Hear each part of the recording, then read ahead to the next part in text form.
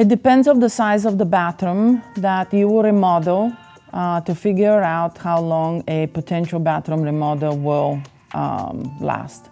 Ultimately though, you must prepare yourself between 4 to 6 weeks for that to be pretty normal.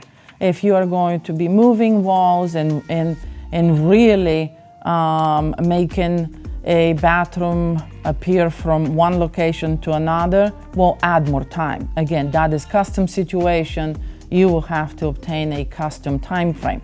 I'm more talking to you about, hey, the bathroom was there and we're doing a complete remodel, but the bathroom is not moving. So for those reasons, 4 to 6 weeks is normal to spend on the bathroom, depending on obviously the size of the bathroom itself. That's the variation. There is many times where you got to keep in mind that the countertop, if you do a solid surface, like for example quartz or marble or granite, that they will obtain about 2 weeks installation time between template to install.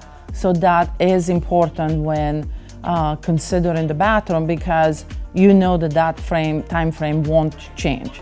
And knowing that, that's why we're giving you the time frame of 4 to 6 weeks. But again, that is, we're just going into the same space and remodeling the space. If you have selected a custom option, it will be more time.